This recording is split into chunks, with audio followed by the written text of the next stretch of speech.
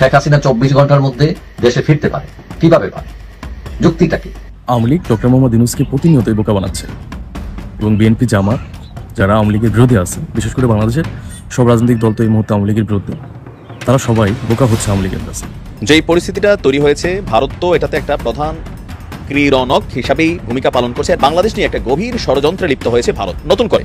আর এই ষড়যন্ত্রটার বুনিয়াদ একদিকে ভারত করছে, আরেকদিকে আমাদের একাংশ আমরা না জেনে করছি। অন্তর্বর্তীকালীন সরকারের প্রধান উপদেষ্টা ডক্টর মোহাম্মদ ইউনূস বলেছেন, আগামী বাংলাদেশ হবে ন্যায় বিচার, মানবাধিকার ও বাক স্বাধীনতা। আসসালামু আলাইকুম দর্শক, আজকে এই ভিডিওতে আপনাকে স্বাগতম। প্রিয় দর্শক, বর্তমানে বাংলাদেশের অবস্থা এবং রাজনৈতিক শৃঙ্খলা কি, তারই আলোকে আপনাদের সামনে বেশ কিছু গুরুত্বপূর্ণ ভিডিও নিয়ে হাজির হয়েছি। সেই ভিডিওগুলো দেখলে আপনারা রীতিমতো অবাক হয়ে যাবেন। প্রিয় দর্শক, তাই আমি আর দেরি না করে চলে যাব মূল ভিডিওতে যাওয়ার আগে যারা আমার চ্যানেলটি সাবস্ক্রাইব করে তাদেরকে অসংখ্য ধন্যবাদ। আর যারা এখন আমার চ্যানেলটি সাবস্ক্রাইব করে তারা সাবস্ক্রাইব করে ফেলুন এরকম ধরনের সকল আপডেট সবার আগে পেতে। শেখ হাসিনা 24 ঘন্টার মধ্যে দেশে ফিরতে পারে, কিভাবে পারে? যুক্তিটা কি? আপনারা কয়দিন আগে দেখছেন। তো এখন এই যে শেখ হাসিনা চলে যাবার পর একটা শূন্যতা তৈরি হয়েছে, আগামীতে হয়তো নির্বাচন হবে, নির্বাচনে কারা ক্ষমতায় যাবে এইটা নিয়ে বিভিন্ন দলের বিভিন্ন ফন্দি ফিকির করতেছে। কেউ এককভাবে নির্বাচন করা, কেউ আছে জোট করে কিভাবে ক্ষমতায় যাওয়া যায়, এমপি হওয়া যায়, মন্ত্রী হওয়া যায়, বিভিন্ন ধরনের স্বপ্ন নিয়ে তারা মোটামুটি সচল আছে। এদিকে বিএনপি চাপ দিতেছে সরকারকে তাড়াতাড়ি দ্রুত নির্বাচন দেওয়ার জন্য, কিন্তু জামাত ইসলাম তারা এত চাপ দিচ্ছে না। তারা ওই দল গোছানোর কাজে, ইসলামী দলগুলোকে নিয়ে অক্ষ করার কাজে, এইসব কাজ নিয়ে তারা ব্যস্ত। এখন জামাত ইসলাম এটা ছাড়াও তারা বিভিন্ন তাদের আমির সুন্দর সুন্দর কথা বলে মোটামুটি নতুন একটা ইমেজ তৈরি করার চেষ্টা করছেন তারা। আবার ছাত্ররা আছে, এরা রাজপথে আছে, সরকারের মধ্যে আছে, আবার নতুন রাজনৈতিক দল করছে তারা, এবং তাদেরও রাজনৈতিক বিলাস আছে। এবং অনেকেই মনে করেন যে তারা নির্বাচনকে একটু নির্বাচন অত সহজে দিবে না, সরকারকে চাপ দিয়ে অত সময় নিবে এবং এর মধ্যে দল গুছিয়ে তারাও ক্ষমতায় যেতে চাইবে। আবার সব দলের একটা টার্গেট হলো যে আওয়ামী লীগ, জাপা, 14 দল এদেরকে কিভাবে নির্বাচন থেকে বাদ দেওয়া যায়, তার বিভিন্ন ফর্মুলা নিয়েও তারা গবেষণা করতেছে। বিপি নরের মতো লোকেরা তারাও এমপি মন্ত্রী হওয়ার স্বপ্ন দেখতেছে।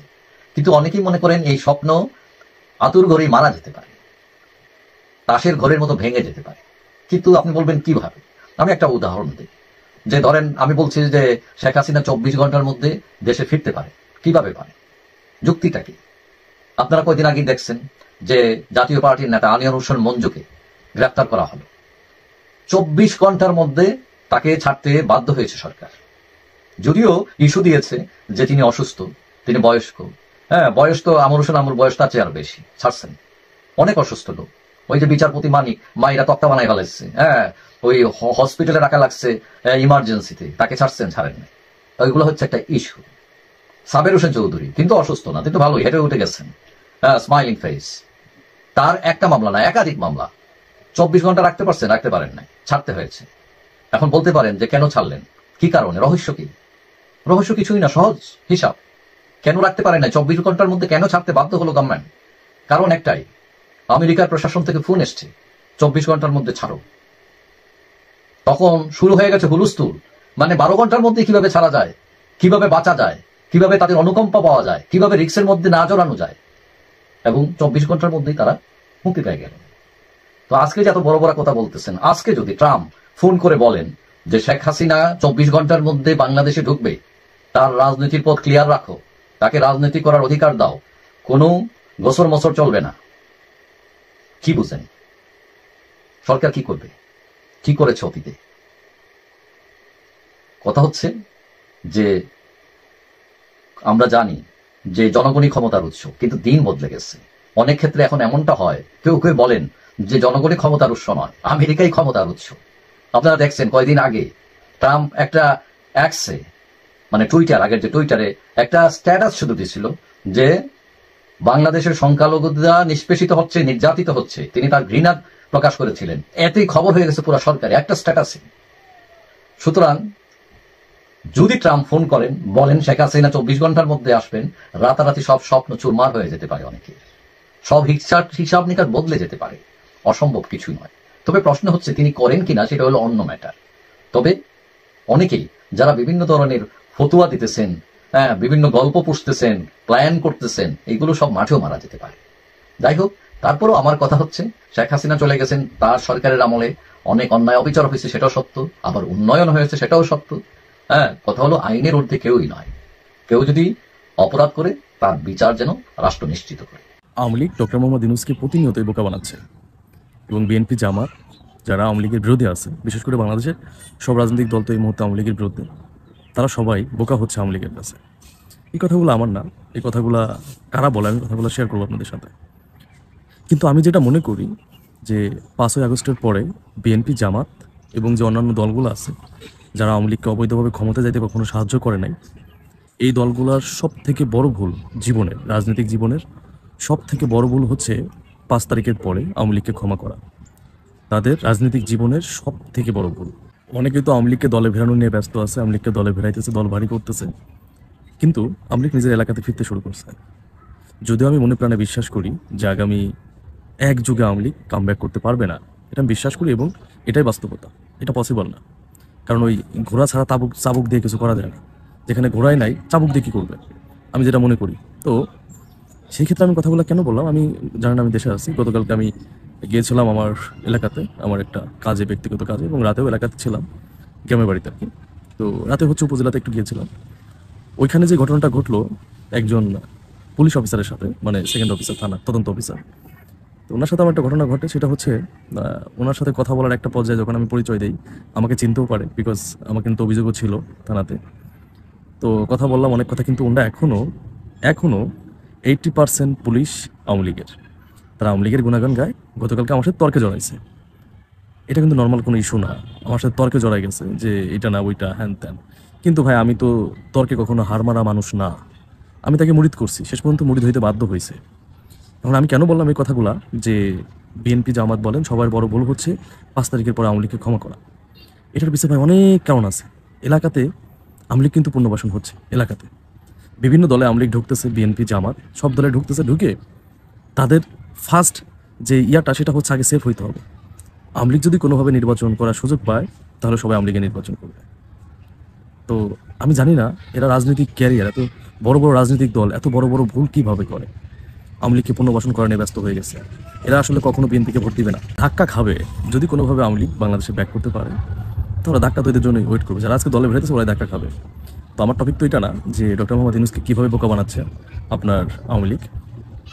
তৃণমূলে যারা আছে, তৃণমূলে যারা আওয়ামী লীগের কর্মী আছে, ওরা বলতেছে, আমি জানি ওদের ব্যর্থতা কখনো তোরা দায় নেবে না, কিন্তু ভাই আমি নিজে কথা বলছি আওয়ামী লীগের কয়েকজনের সাথে, ওদের ভিতর বিন্দু মাত্র অনুশোচনা নাই যে এতগুলো মানুষকে মারছে। বলে কে মারছে? ওদের মধ্যে বিন্দু মাত্র অনুশোচনা নাই, কিন্তু ওরা বলতেছে যে আমরা বারবার করে টোপ ফেলে তোমাদেরকে ব্যস্ত করতেছি, আমরা ফিরবো না, হ্যান মানে না পেরে কথাগুলো বলতেছে। তো তোরা যারা যেটাই মনে করিস যে ডক্টর মোহাম্মদ ইউনূস সরকার বোকা বানাইতেছে, এগুলো তোরা পাগল ছাড়া কিছু না। তোরাই বাল হালাইতে পারতেছিস না, তো বলতেছিস কি, মানে ফেলাইতে না পারলে মানুষকে বলা যায় যে আমরা পলিটিক্স হ্যান ত্যান, ফেলাইতে পারলে রাজনীতি, না ফেলাইতে পারলে হচ্ছে পলিটিক্স। তা তোমাদের অবস্থা হয়েছে এটা, ঠিক আছে? আন্দোলনের ডেট দিয়ে তোমরা মাঠে নামতে পারো না, তোমরা কি ফেলাইতে পারো এটা আমরা জানা আছে। ডক্টর মোহাম্মদ ইউনূস বোকা হচ্ছে, বাংলাদেশ রাজনৈতিক দল বোকা হচ্ছে না। তোমরা ভাই এই তোমাদের শেষ সম্বলটুকু আছে হচ্ছে ওই সান্ত্বনাটুকু নিয়ে থাকো। তোমরা মনে করতেছো শেখ হাসিনা প্ল্যান করে জনগণকে রাজপথে নামায় না, তার কর্মীদের, তাদের কর্মী পাগল না। যে দলের প্রধান পালায় চলে যায়, সেই দলের প্রধানের কথা মতো আবার রাস্তায় মার খেতে নামবে, এত পাগল তারা না। বাংলাদেশ নিয়ে একটা গভীর ষড়যন্ত্রে লিপ্ত হয়েছে ভারত নতুন করে। আর এই ষড়যন্ত্রটার বুনিয়াদ একদিকে ভারত করছে, আরেকদিকে আমাদের একাংশ আমরা না জেনে করছি। এখন আমরা যারা করতেছি, আমাদের কারণে আরেকাংশ বিপদে পড়ছে। ফাইনালি অনেক বড় একটা বিপদের মধ্যে বাংলাদেশের একটা হিউজ কমিউনিটি অলরেডি পড়ে গেছে। কারা পড়ছে দেখেন, বাংলাদেশ থেকে এই মুহূর্তে ইউরোপ, আমেরিকার বা পৃথিবীর বিভিন্ন দেশে হিউজ পরিমাণ মানুষ ট্রাভেল করছে, স্টুডেন্ট ভিসাতে পড়াশোনা করতে যাচ্ছে, চিকিৎসার জন্য যাচ্ছে। নানান কারণে আমরা প্রতিনিয়ত ইউরোপের বিভিন্ন দেশে, আমেরিকাতেও আমরা ভ্রমণ করছি। এখন বাংলাদেশে এই মুহূর্তে ইউরোপ আমেরিকার সবগুলো দেশের কিন্তু এম্বাসি নাই, অথবা কোনো কনজুলেট শাখাও আমাদের এখানে নাই, যার কারণে আমাদেরকে বাধ্য হয়ে নেপালে যেতে হয় অথবা ভারতে যেতে হয়। তো বেশিরভাগ বাংলাদেশি ভারতেই যায়। এখন শেখ হাসিনা সরকারের পতনের পর বাংলাদেশের সাথে ভারতের সম্পর্ক অনেকটা ফাটল আছে ভেতরগত দিক থেকে, এটা আপনারা সকলেই জানেন। হঠাৎ করে ভারত আপনার যে ভিসা ইস্যুটা কমিয়ে দিয়েছে, ভিসা দিচ্ছে না সহজে।